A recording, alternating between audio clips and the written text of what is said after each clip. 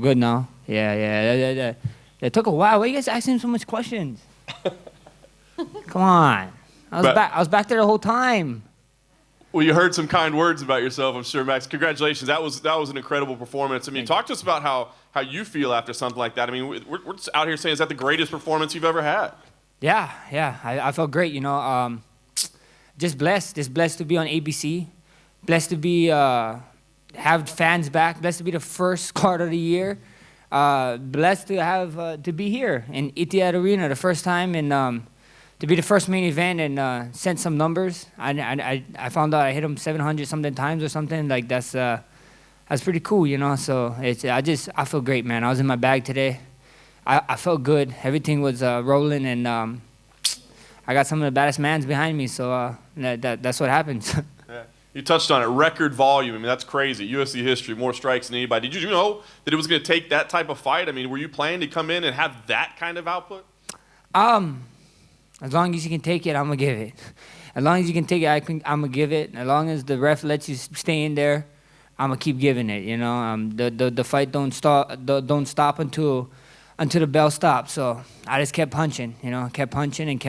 And I was telling my coaches, I was kind of tripping out. I didn't know I punched that much. I was like, in my mind, I thought I was like throwing like 10 or 15. I was like, God, like only 10, 15 or even 20 punches around. I was like, why am I getting so tired? And then after I heard the record, I was like, oh, that's probably why. That's right. I got to go back to math. I think third grade math is hurting my brain a little bit, so I'm counting off.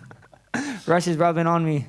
And not only a great performance, but I mean, super entertaining. The fifth round, you're out there yelling at the commentators and slipping punches while you're doing that. Let me ask you, I mean, is that just about being entertaining, or like, did you have a chip on your shoulder that you need to yell at people and prove something? What was that about?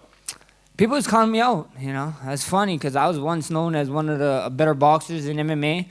And this guy was coming up and, he said what he said, He said he was one of the best boxers. Not even him. He didn't even say it. I think some more you guys are saying that he's one of the best boxers. So I was like, I got a chip to do, I had a chip on my shoulder, and I wanted to prove that One Night Boxing is, we kind of different. We a little different than these guys. And I got to go out there, I got to do that little thing. I just saw UFC post a clip.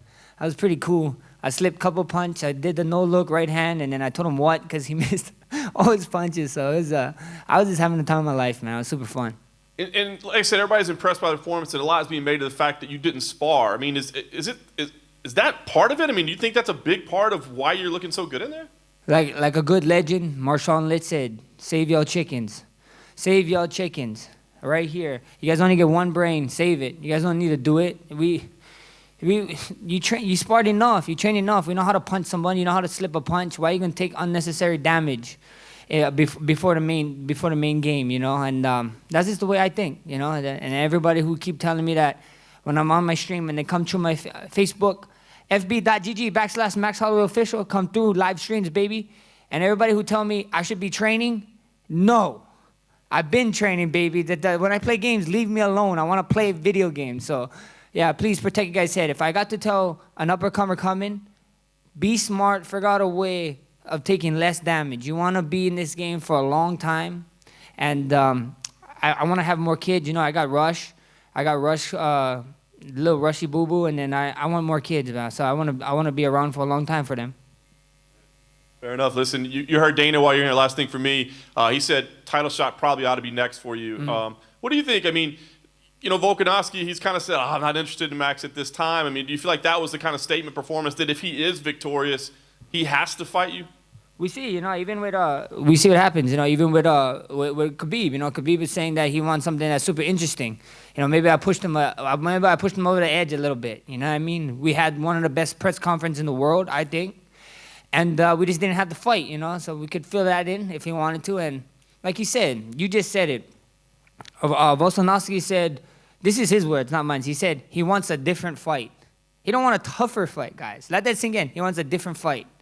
He didn't say, I want a tougher challenge. He knew who the toughest challenge is. He knew it's me. So at the end of the day, I'm not going to force someone to fight me. I'm going to stay ready, do whatever I got to do, and just be ready. Like I said, next week, I'm here till next week. If something happens in this crazy, wild sport, don't be surprised, man. Tune in next week to the pay-per-view, a huge pay-per-view. There's a bunch of surprises happening. Max, how much value do you put on being a champion? Let's say Dana goes to Volkanovski and they can't convince him to fight you a third time. Do you then just go, all right, well, I'll go to 155 and try to fight for a title there? Or do you stay at 145 and just defeat everybody until Alex takes a fight with you again? We see what happens, you know. We see what happens. I don't know. I can't speak to him. I don't know what would happen, you know. When we get faced with the opportunities then we see, you know. But like I said, to get my first title, I had to win 10 fights and an interim. You know what I mean? Hard work. I ain't scared of no hard work. And everybody know, you know the saying, to be the best, you got to beat the best, and the best is blessed, baby. So bring them all. A lot of people online are saying that was one of the best performances in UFC history, but certainly your best performance. Do you think that was the best performance we've seen from you tonight? Oh, for sure. For sure. I was having the time of my life, man. I got to talk to DC a little bit in there. You know what I mean? Letting him know I'm coming for his job. I got to, if you guys watched the opening for ABC, I let John Attic know I was coming for his job. Your guys' jobs ain't safe either. I might be coming for your guys' job. I want it all, baby. Very good. We spoke to you at the media day the other day, and you said, "Oh, if I could spar with anyone, I'd like to spar with these boxers." Oh yeah. Is that because boxing was in your mind about this fight? Oh no, I just love boxing. I love the art of boxing. Boxing is fun. Even sparring, I spar some kids back in my hometown. They're all from Wynite. They're up and coming. My cousins, Nito Boxing, Asa Stevens, Dallas, KJ Wiley. These are names that you're going to remember because these guys is coming. They're coming as professionals. My cousin, Asa Stevens, has made his professional debut. And I got nothing but respect. I ran into Todd Bud Crawford, T-Bud. I ran into him when he fought the night of when Lomachenko fought someone. Who did Loma fight? I forget who Loma fought, but he was at MSG, and I ran into T-Bud. And T-Bud was like, eyeing me up. He's like, hey, what weight you?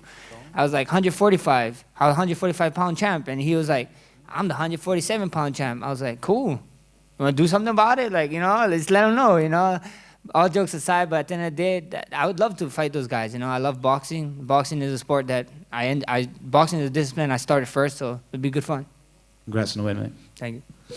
Max, right here. Speaking on that moment where you slipped all the punches, then threw that right. You looking back, you've had the pointing at the ground against Ricardo when you kind of showed Brian how to block in the middle of the fight. Dana himself admits you might be one of the coolest fighters in UFC history. So where do these moments come from? Are they just in the moment right there? They're in the moment, man. I'm just the right place, right time on ABC, Maybe Muhammad Ali put a little bit of spirit in me or something. I don't know. Muhammad, that was a little bit of Muhammad right there. So it was just crazy, man. It was just crazy. I was in the zone. I felt in the zone. Like you said, like I said, man, this guy, you guys are putting a narrative his boxing was better.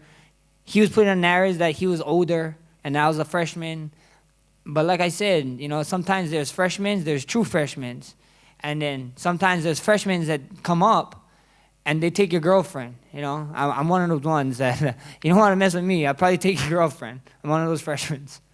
And then given everything that's happened in the last 10 or 11 months, what was it like hearing fans chant your name in the middle of a fight again? Oh, it felt great. But fans, please do not call me Hiker Holloway in mid-fight because you summoned him and I got hit. Because I thought I was on a hiking trail, for a little bit. So, you guys, let's just keep Max Bless Holloway in the cage and keep Hiker Holloway doing my hiker videos, please.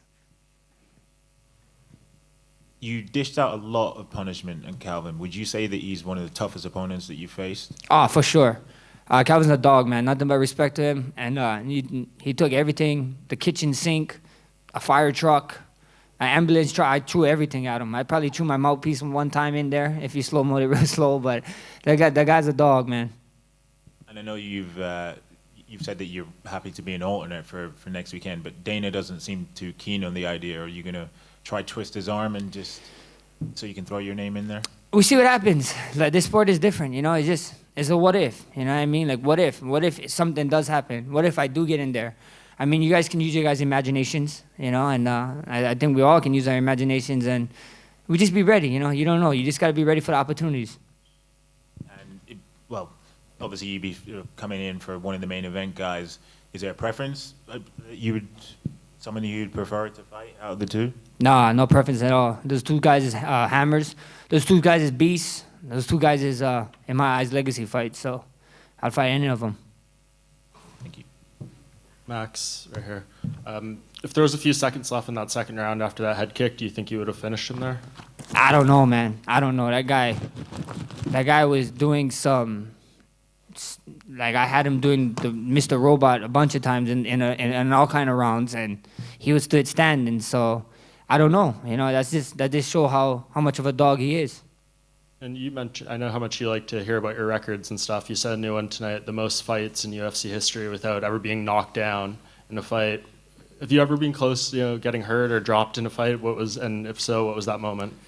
I mean, people are going to say I lie when I say I don't, and then you see like the clips with some of my other fights that I kind of like whatever fall back and stuff, but I never once felt it. But I don't know, that might be how it feels, that you don't feel it, and it just goes out. So I don't know. I feel good, knock on wood. Hopefully not anytime soon, and not sparring is definitely helping that, I think. Yeah, and 445 significant strikes tonight. You're getting close to that 10K. 10K, baby. 10K. It's coming, bro. I promise. I promise you guys. We got nothing but years left. Thanks, Max. Thank you. Max, right here. You've been training for 5 rounds since 2016. This is your 9th main event in a row. How do you do this? I mean, what's your day at home? Like, do you train all day? Like, and plus those fights in 2018 that got canceled, so you keep training for 5 rounds. Yeah. How do you keep up? Hard work, dedication, prayers of belief, and a good team. Man, my team don't get none of it. All those guys, Rylan Lazarez, Ivan Flores, Michael Nakagawa, Darren Yap, Christopher Daggett. These guys, these names I'm saying, these guys take care of me. These guys make sure. They pretty much plan my day for me, most of them. They put it in my Google Calendar, and then, not most of them, all of them, and then I kind of show up. They put where I got to be at certain times. They put all my doctor appointments I need to be on certain times. So it's just, I got one of the best damn teams sorry, I was about to swear. I got one of the best teams in the world. And if you guys don't believe me, I'm just going to keep letting my actions speak louder for that. And after a fight like this, throwing the punches you're throwing and all the combos, does it frustrate you that you can't get the knockout? Not at all. Feels kind of good to punch someone in the face. I don't know if you ever did it, but hey, it feels kind of nice punching someone in the face, So and not getting arrested or busted for it. So I feel good. I just in there, just let my hands go, and I was having the time of my life. I might try it one day. Bless to your right. It's a schmo. Hey, is it safe to say if you do not get in the octagon next week, the next time we see you in the octagon, a gold strap will be on the line? I always see what happens, That's up to the UFC, and I'm just waiting, It's up to my manager. And what's the word again? Tell him to do his damn job. What do you want? Huh? What do you want? I want legacy fights. I want big fights. I want fights like this. We're on ABC. I want history. So it's belt, no belt, whatever it is. I want to fight. I want to fight. The champ is saying that he wanted a different fight. Like I said it earlier. He didn't want a tougher fight. I want tough fights. I want the best. You guys think someone's the best fighter in the world? You guys tell me. Let me know. I'll sign that dotted line.